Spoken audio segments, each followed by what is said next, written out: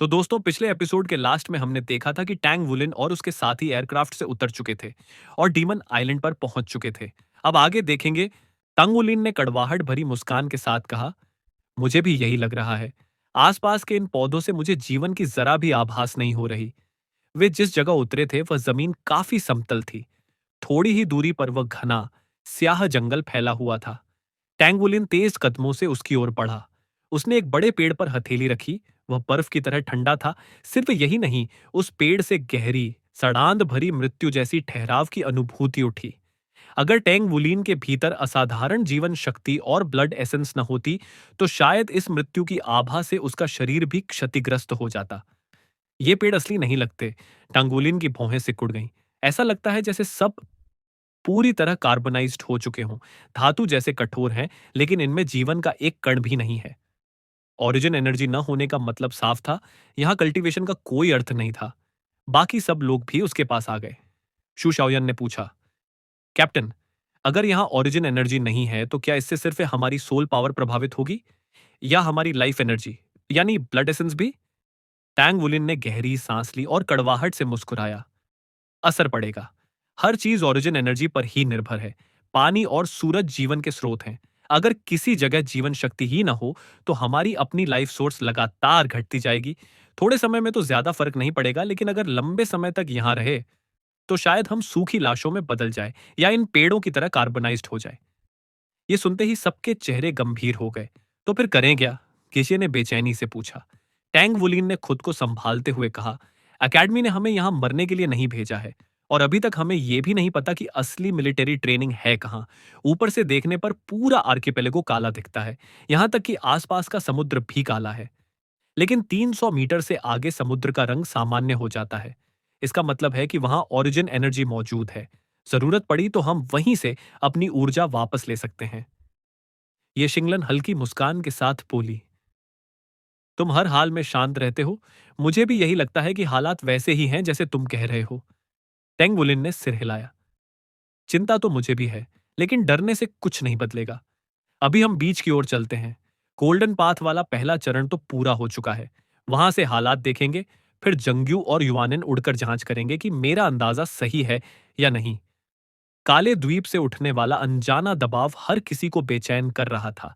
इस समय सबसे जरूरी था इस हालात से निकलने का रास्ता ढूंढना। वे द्वीप के किनारे पहुंचे। थोड़ी ही देर में समुद्र दिखाई देने लगा। आसमान से काला समुद्र देखना एक बात थी, लेकिन जमीन से उसे सामने देखकर दिल कांप उठा। लहरें किनारे से टकरा रही थीं। स्याही जैसे काले पानी में एक डरावनी गहराई थी, जैसे वह किसी को भी निगल लेने को तैयार हो। टैंग वुलिन ने एक ब्लू सिल्वर एम्परर निकाली और उसे समुद्र में डाला। जैसे ही वह पानी को छुई, टैंग वुलिन का शरीर झटका खा गया। समुद्र से एक भयानक खिंचाव आया। उसकी स्टैमिना और ब्लड एसेंस मधुमक्खियों के झुंड की तरह उस बेल के जरिए बाहर खींचने लगी। उसने तुरंत ब्लू सिल्वर एम्परर को खींच लिया, लेकिन तब तक उसका सिरा भूरा सफेद पड़ चुका था। कोई भी इस पानी को मत छूना, टैंगवुलिन ने सख्त आवाज में कहा। यह समुद्र ओरिजिन एनर्जी को निगल जाता है। जरा सा संपर्क भी हमारी ऊर्जा को कई गुना तेजी से खत्म कर देगा। यह सोचकर ही वह सिहर उठा कि अगर वे सीधे इसी समुद्र में गिर गए होते तो क्या होता। युवानिन येहुई ने कहा, हम जांच करके आते हैं। टैंगवुलिन ने सिर हिलाया। सावधान रहना, जरा भी गड़बड़ लगे तो तुरंत लौट आना। युवानिन येहुई के पीछे फॉलन एंजल के पंख फैल गए। वह हल्के से फड़फड़ाई और आसमान में उठ गई। काले समुद्र के ऊपर मंडराते ही उसके शरीर पर काली धुंध लिपटने लगी। वह तुरंत ऊपर उठी, तब जाकर वह धुंध कुछ कम हुई।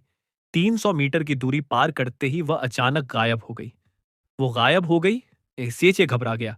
युआनेन, टैंगवुलिन ने उसे पकड़ लिया। शांत रहो।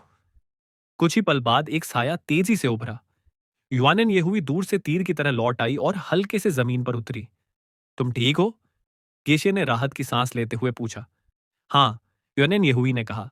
कैप्टन का अंदाजा सही था। 300 मीटर के बाहर ओरिजिन एनर्जी है, लेकिन वहां बेहद खतरनाक ओशानिक सोल बीस्ट्स हैं। मुझे लगा जैसे मैं इस दुनिया से बाहर निकल गई हूं। और फिर मैंने एक विशाल खून से भरा मुंह अपनी ओर खुलता देखा। वह बहुत शक्तिशाली था, लेकिन काले समुद्र को पार करने की हिम्मत नहीं करता। टैंग वुलिन ने गंभीर स्वर में कहा, क्या तुम्हें नहीं लगता कि यह जगह किसी प्रिजन केज जैसी है? अंदर ओरिजिन एनर्जी नहीं, बाहर भयानक समुद्री जीव, ये द्वीप मानो किसी चीज को कैद करके रखे हुए था। मुझे भी यही लगता है, युए जंगयू बोला। यहां रहना ही असहज है। तंग वुलिन ने सिर हिलाया। पहले रास्ता ढूंढना जरूरी है। युआनिन, एक बार और कोशिश करो, ऊपर से उड़कर। युआनिन येहुई ने जैसे ही ऊंचाई पकड़ी, 100 मीटर पर पहुंचते ही उसका शरीर अचानक नीचे गिरने लगा। Flight prohibition!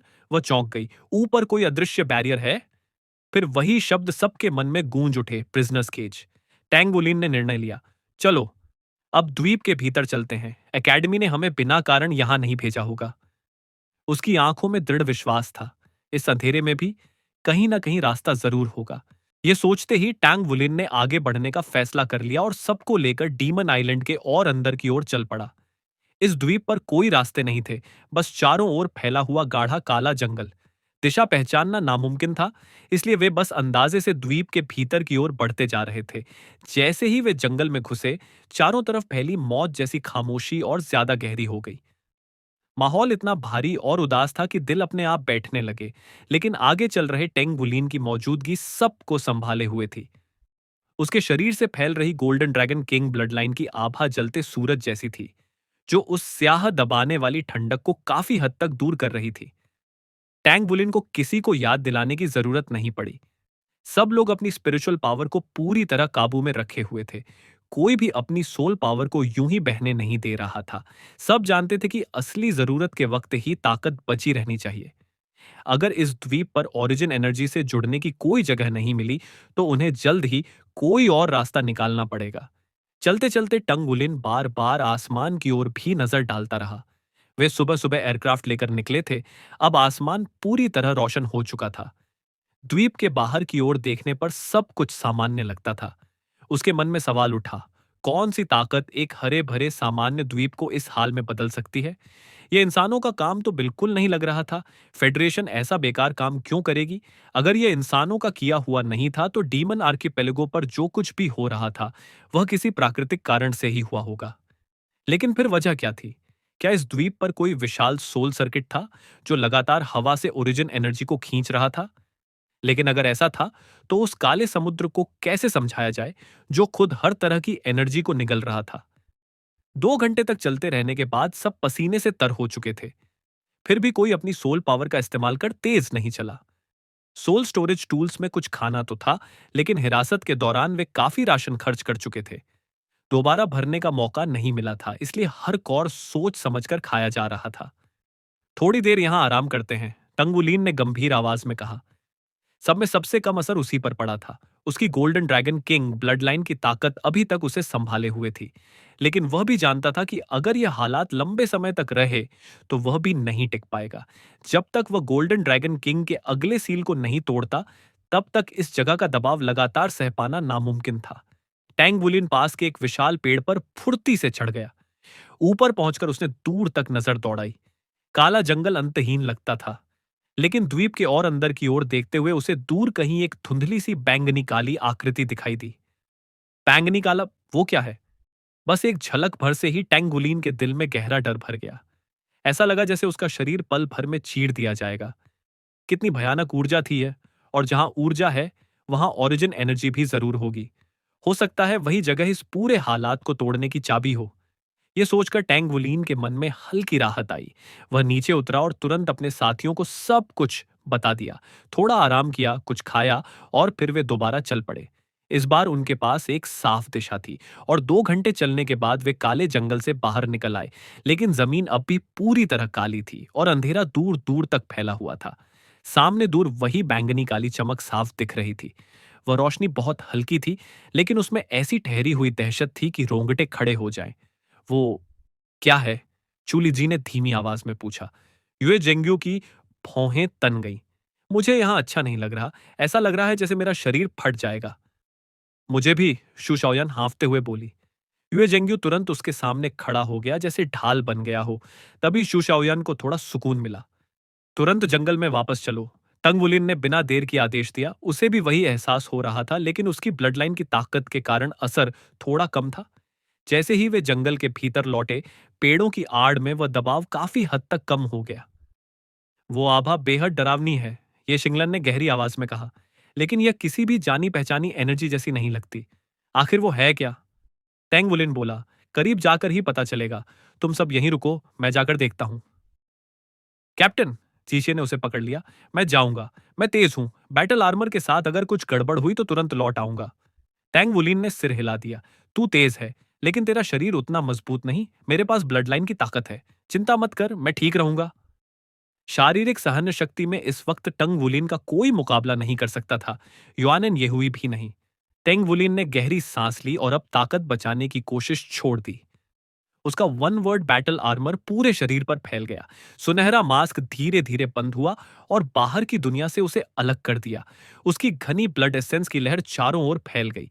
वह जंगल से बाहर निकला और बिना रुके सीधे उस बैंगनी काली रोशनी की ओर दौड़ पड़ा। बैटल आर्मर की सुरक्षा में उसे काफी बेहतर महसूस हुआ, लेकिन फिर भी वह उस ऊर्जा की भयानक तीव्रता साफ महसूस कर सकता था जो हर चीज को कुचल देना चाहती थी। उसकी सोल पावर और blood essence mysterious heaven method के अनुसार एक दूसरे में घुलकर तेजी से बहने लगी। टैंग वुलिन ने हाथ घुमाया और गोल्डन ड्रैगन स्पीयर उसकी पकड़ में आ गई। भाले की नोक सामने की ओर सीधी थी। उसके आगे सुनहरी छतरी जैसी आभा बन गई, जिसने उस भयानक दबाव को थोड़ा सा चीर दिया। दबाव कम होते ही टैंग वुलिन ने रफ्तार और बढ़ा। वह साफ महसूस कर रहा था कि उसकी सोल पावर और ब्लड एसेंस बेहद तेजी से खर्च हो रही है। ये खिंच नहीं रही थी, बल्कि उस दबाव का मुकाबला करने में जल रही थी। 1000 मीटर आगे बढ़ते ही हवा टूटती हुई महसूस होने लगी। टूटी हुई हवा जब उसके शरीर से टकराती तो ऐसा लगता जैसे अनगिनत नुकीले ब्लेड उसे काट रहे हों। मजबूरन उसे और ताकत झोंकनी पड़ी। उसके बैटल आर्मर पर ड्रैगन स्केल के पैटर्न उभर आए। अब कोई और रास्ता नहीं था। टैंग वुलिन ने गोल्डन ड्रैगन बॉडी सक्रिय कर दिया। गहरे ड्रैगन रोअर के साथ उसके चारों ओर एक शक्तिशाली आभा फैल गई, जिसने उस विनाशकारी एहसास को किसी तरह रोके रखा। अचानक उसे ऐसा लगा जैसे वह किसी शून्य में घुस गया हो। अगले ही पल सब कुछ बैंगनी काला हो गया। उसका शरीर जैसे किसी चीज ने निगल लिया हो। धड़ाम। भयानक दबाव एक झटके में गायब हो गया। उसका शरीर हल्का पड़ गया। वह किसी और दुनिया में पहुंच चुका था। टैंग वुलिन जोर जोर से सांस लेने लगा। अभी अभी ऐसा लगा था जैसे उसका शरीर पूरी तरह टूट जाएगा। यहां तक कि बैटल आर्मर भी बिखरने ही वाला था। लेकिन अब सब कुछ शांत था। इतना शांत कि वह वहीं गिर पड़ने को था। थोड़ा संभलने के बाद उसने चारों ओर देखा। वह एक विशाल पर्वतीय घाटी में था। हैरानी की बात यह थी कि यहां अंधेरा नहीं था। चारों तरफ हरे भरे पौधे लहलहा रहे थे। दूर एक विशाल बैंगनी काला स्तंभ आसमान की ओर उठ रहा था। उसे देखते ही डर फिर से जाग उठा। लेकिन इससे भी ज्यादा हैरानी की बात यह थी, यहां ओरिजिन एनर्जी मौजूद थी और लाइफ सोर्स की घनता बाहर की दुनिया से कहीं ज्यादा थी। टंगवुलिन का मार्शल सोल पौधों से जुड़ा था। उसने बस एक गहरी सांस ली और उसका पूरा शरीर जैसे फिर से जीवित हो उठा। बुरा नहीं है। बिना किसी मार्गदर्शन के अंदर घुस आए। एक हल्की सी बैठी हुई आवाज गूंजी। टेंगवुलिन चौंक गया। उसने पलट कर देखा। उसके सामने एक बुजुर्ग खड़ा था। कद बहुत छोटा, पीठ थोड़ी झुकी हुई, उलझे सफेद बाल, झुर्रियों से भरा चेहरा। हाथ में एक छड़ी थी, लेकिन उसकी आंखें बिल्कुल साफ और तेज थीं। टेंगवुलिन ने जल्दी से कहा, नमस्ते, मैं टेंगवुलिन हूं, श्रेक एकेडमी से। बुजुर्ग ने हल्का सिर हिलाया। जानता हूं, श्रेक एकेडमी। जवान हो और काफी हैंडसम भी। टेंगवुलिन ने झेंपते हुए सिर खुजाया। सीनियर, क्या बता सकते हैं कि यह जगह कौन सी है? बुजुर्ग हंस पड़ा। यह डीमन आइलैंड है, जहां डीमंस रहते हैं। टैंगवुलिन के मन में एक विचार कौन था। अजीब बात यह थी कि इस बुजुर्ग से उसे जरा भी खतरे का एहसास नहीं हो रहा था। न कोई एनर्जी वेव, न कोई दबाव, एक आम बूढ़े आदमी जैसा। टैंगवुलिन ने पूछा, एकेडमी ने हमें यहां मिलिट्री ट्रेनिंग के लिए भेजा है। क्या आप बता सकते हैं कि ट्रेनिंग किस बारे में है? बुजुर्ग ने सिर हिलाया। वो सब मेरे हाथ में नहीं है, लेकिन यहाँ कोई है जो इन सब का जिम्मेदार है। वैसे बहुत समय बाद श्रेक एकेडमी से कोई यहाँ आया है। सब तुम्हारा इंतजार कर रहे हैं। आओ, मैं तुम्हें वहां ले चलता हूं। ये कहते हुए वह मुड़ा, छड़ी के सहारे धीरे धीरे घाटी के और भीतर की ओर चल पड़ा और टंगवुलिन बिना किसी हिचक के उसके पीछे चल दिया। सीनियर, जरा रुकिए, टंगवुलिन ने जल्दी से कहा। मेरे बाकी साथी भी बाहर हैं, उनका क्या होगा? क्या मैं जाकर उन्हें यहां ला सकता हूं? बुजुर्ग रुक गया। उसने अजीब नजर से टांगवुलिन को देखा। तुम उन्हें यहां ला सकते हो? टांगवुलिन ने कड़वाहट से मुस्कुराते हुए कहा। मुझे पहले बाहर जाना पड़ेगा, लेकिन मुझे नहीं पता कि यहां से बाहर कैसे निकलूं। बुजुर्ग हंस पड़ा। तो फिर पहले मेरे साथ ही चलो। इस जगह से बाहर निकलना तुम्हारे बस की बात नहीं है। ये कहकर वह फिर से घाटी के भीतर की ओर चल पड़ा। टैंगबुलिन ने कुछ नहीं कहा।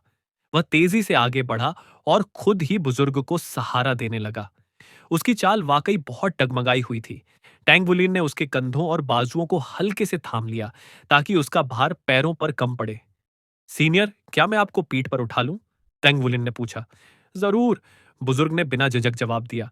टैंगबुलिन झुक गया और उसे पीठ पर बैठा लिया। हैरानी की बात यह थी कि बुजुर्ग बेहद हल्का था। टैंगबुलिन की ताकत के सामने वह लगभग भारहीन सा लगा। हाँ, उधर चलो। बुजुर्ग की आवाज उसकी पीठ के पीछे से आई। तुम बड़े ही भले युवक हो, लेकिन याद रखना, डीमन आइलैंड पर भलमनसाहत से कुछ हासिल नहीं होता। कई बार तो यही मुसीबत भी बन जाती है। टैंगुलिन बस मुस्कुरा दिया और जिस दिशा की ओर इशारा किया गया था उसी ओर तेजी से बढ़ता रहा। घाटी बहुत चौड़ी थी और जमीन ऊबड़ खाबड़ थी। हर तरफ तरह तरह के पौधे उगे हुए थे, जिनमें से ज्यादातर टैंगुलिन ने पहले कभी नहीं देखे थे। उसे यह देखकर भी हैरानी हुई कि यहाँ की लाइफ सोर्स इतनी घनी थी कि हर सांस के साथ उसकी ब्लड एसेंस अपने आप ही बढ़ती जा रही थी। ध्यान लगाने की जरूरत ही नहीं पड़ रही थी। साथ ही मिस्टीरियस हेवन मेथड अपने आप चलने लगी और पहले जो कमी आई थी वह तेजी से पूरी हो रही थी। टैंगवुलिन के मन में यह बात और पक्की हो गई। एकेडमी कभी भी उन्हें ऐसी जगह मिलिट्री ट्रेनिंग के लिए नहीं भेजेगी जहां जीवित रहना ही असंभव हो। वह और तेज चलने लगा। उसका मन बस यही चाहता था कि जल्द से जल्द बाहर जाने का रास्ता मिले और वह अपने साथियों को यहां ले आए। वह जानता था कि अगर वह ज्यादा देर तक गायब रहा तो सब घबरा जाएंगे। जंगल पार करते करते उसकी कल्टीवेशन लगभग पूरी तरह बहाल हो चुकी थी। तभी सामने जमीन ढलान पर उतरती हुई दिखाई दी। जमीन का रंग बैंगनी काला होने लगा और तभी टैंगुलीन की आंखों के सामने उस विशाल बैंगनी काले प्रकाश स्तंभ का असली स्रोत आ गया। वह एक बेहद विशाल मिनरल रॉक था, अजीब और असंतुलित आकार का। वह घाटी की जमीन से बाहर निकला हुआ था और उसके ऊपर से वही डरावना बैंगनी काला प्रकाश सीधे आसमान की ओर उठ रहा था। उसे देखते ही टांगबुलीन के पूरे शरीर में असहनीय दर्द दौड़ गया। ऐसा लगा जैसे शरीर और आत्मा दोनों चूर चूर हो जाएंगे। एक दबा हुआ कराह निकल पड़ा और वह एक घुटने पर जमीन पर गिर गया। उसी पल गोल्डन ड्रैगन स्केल्स अपने आप उभर आए और उसके पूरे शरीर को ढक लिया। अगले ही क्षण उसका बैटल आर्मर भी सक्रिय हो गया। इन दोनों की रक्षा में उसे आखिरकार थोड़ा आराम मिला। ओह! उसकी पीठ पर बैठे बुजुर्ग ने हैरानी से आवाज निकाली। अगले ही पल टैंगवुलिन फिर से खड़ा हो चुका था। सीनियर, आप ठीक तो हैं? टैंगवुलिन ने पूछा। वह बुजुर्ग की आंखों में चमकती अजीब सी नजर नहीं देख पाया। मैं ठीक हूं, बुजुर्ग बोला। मैं तो यहाँ की हर चीज का आदी हूं, लेकिन तुम वाकई काबिल हो। डिस्ट्रक्शन रॉक को पहली नजर में सह पाना हर किसी के बस की बात नहीं। ज्यादातर लोग तो बेहोश हो जाते हैं। मुझे लगा था तुम भी हो जाओगे। टैंगवुलिन थोड़ा चौंका। अगर उन्हें पता था कि मैं बेहोश हो सकता हूं, तो चेतावनी क्यों नहीं दी? उसका विचार पूरा भी नहीं हुआ था कि उसकी नजर अचानक अंधेरे में डूब गई। उसके बाद क्या हुआ, उसे कुछ याद नहीं रहा। टंगबुलीन का शरीर ढीला पड़ गया और वह जमीन पर गिर पड़ा। बुजुर्ग ने धीरे से अपना हाथ उसके गले से हटाया। कितना मूर्ख युवक है, उसने ठंडी हंसी के साथ कहा। अगर ऐसे युवक हमारे हाथों में पड़ जाए तो जिंदा कैसे रहेंगे? अजनबी पर इतना भरोसा। सच में मौत से नहीं डरता। उसने जोर से पुकारा। नाइटमेयर, बाहर आओ। इस लड़के को बाहर फेंक दो। मैं देखना चाहता हूं कि यह अपने साथियों को यहां कैसे लाता है। हवा जैसे फट गई और एक आकृति प्रकट हुई। वह भी एक बुजुर्ग ही था। उम्र में ज्यादा अंतर नहीं, लेकिन शरीर कहीं ज्यादा मजबूत और कठोर। ब्लाइट, यही है इस बैच का लड़का? नाइटमेयर ने टैंग उलिन की ओर इशारा किया, जो अभी भी बैटल आर्मर में था। ये खुद ही अंदर आया? हाँ, ब्लाइट ने हंसते हुए कहा। काफी ठीक है, इसे बाहर फेंक दो। देखते हैं कि अपने दम पर साथियों को ला पाता है या नहीं। मैं ही क्यों? नाइटमेयर झुंझलाया। तुम क्यों नहीं करते? ब्लाइट ने ठाका लगाया। क्योंकि तुम मुझे हरा नहीं सकते, बस यही वजह है। नाइटमेयर ने गुस्से से उसे घूरा। उसके चारों ओर हल्की काली हवा लहराई, लेकिन पल भर में वह शांत हो गया। उसने टैंग बुलिन को उठाया। तुझसे बहस करने का टाइम नहीं है। इतने समय बाद खिलौने मिले हैं, मैं अपना वक्त किसी बूढ़े से बहस में नहीं गंवाऊंगा। ये कहते ही उसका शरीर हिला और वह हवा में घुल कर गायब हो गया। ब्लाइट ने हाथ मलते हुए आंखों में चमक भर ली। कितना मजेदार है। इस बार मैं इन्हें यूं ही नहीं छोड़ूंगा। इन्हें टूटने की कगार पर रखूंगा, लेकिन टूटने नहीं दूंगा। हाँ, यही तो असली मजा है। लगता है मेरी स्किल्स थोड़ी जंग खा गई हैं। अब उन्हें चमकाने का वक्त आ गया है। जब टैंग वुलिन को होश आया तो उसने खुद को चिंतित निगाहों से घिरा पाया। कैप्टन, आप होश में आ गए। चेचे खुशी से चिल्लाया। टैंग वुलिन झट से उठ बैठा और गर्दन सहलाई। इसके अलावा शरीर में कहीं कोई तकलीफ नहीं थी। मैं वापस कैसे आ गया? युए जंगजू ने कंधे उचका दिए। तुम बाहर से गोले की तरह उड़ते हुए आए। युवानेन ने तुम्हें पकड़ा। हुआ क्या था? टैंग वुलिन कुछ देर चुप रहा, फिर उसने अंदर जो कुछ भी देखा था सब बता दिया। क्या वो इल्यूजन हो सकता है? ये शिंगलन ने पूछा। टैंग वुलिन ने सिर हिलाया। नहीं, वो जगह असली है। मेरी सोल पावर और ब्लड एसेंस सच में पूरी तरह भर गई थी। इतनी घनी लाइफ सोर्स नकली नहीं हो सकती। वही जगह हमारी मिलिट्री ट्रेनिंग की असली जगह है। हमें किसी भी तरह वहां पहुंचना होगा। ठीक है। सबके चेहरे पर दृढ़ता आ गई। टैंग वुलिन ने शू लिजी की ओर देखा। सबको दो दो रिकवरी पोर्क बंस दो, ताकि स्टैमिना पूरी तरह भर जाए। फिर हर किसी को एक ब्लड थर्स्ट बीन बन दे देना, और एक एक क्रिस्टल बन भी। ये सब बनाने के बाद क्या तुम्हारी सोल पावर बैटल आर्मर की मैक्स डिफेंस के लिए बची रहेगी? शूलिजी ने आत्मविश्वास से कहा, कोई दिक्कत नहीं, मैंने ज्यादा खर्च नहीं किया है। क्रिस्टल बन शूलिजी की 5वीं सोल स्किल थी। इसे खाने के बाद 1 मिनट के लिए शरीर पर क्रिस्टलाइट जैसी प्रोटेक्टिव लेयर बन जाती थी, जिससे रक्षा क्षमता दोगुनी हो जाती थी। हालांकि इसे बनाने में समय और सोल पावर दोनों बहुत लगते थे, इसलिए इसे पहले से तैयार करना जरूरी था। जब सब रिकवरी पोर्क बंस खाकर अपनी हालत संभाल रहे थे, टैंग बुलिन ने आगे की रणनीति पर गंभीरता से सोचना शुरू कर दिया। थोड़ी देर सोचने के बाद उसके मन में एक योजना बन चुकी थी। कल्टीवेशन के मामले में सबके पास 5 सोल रिंग्स थे।